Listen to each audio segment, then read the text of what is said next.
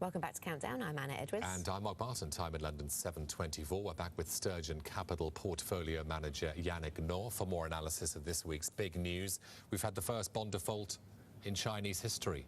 Yannick, what's the significance of this? Yes, the first domestic default in the Chinese story. Onshore. It's a very small amount. It's less than $15 million equivalent. The situation of the company has been well known for many months. The industry is not doing very well. I mean, Suntech has been restructuring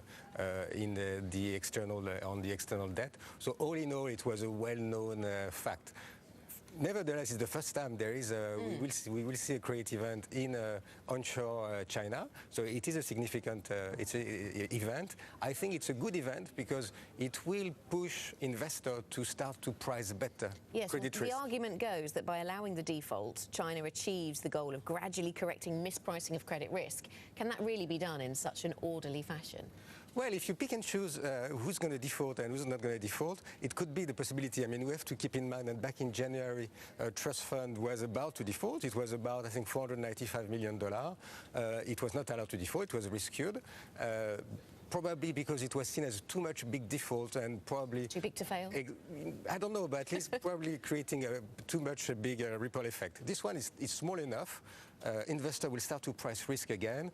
There might be some change in terms of bankruptcy law in China, which will be a very good step to make sure that, you know, when everything goes wrong, what will be the next step and how investor can recoup part of the exposure. Some likening this to Bear Stearns. Yes. In 08. Is that...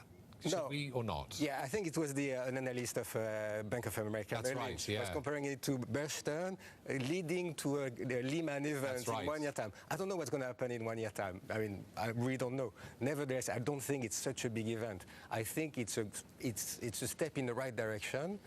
In every credit market, investors have to price the risk, and probably all in all in China, the risk, the credit spread have to go a bit higher. You have to keep in mind that 80% of the domestic bond market are issued by local government or companies that are linked with the government. Okay.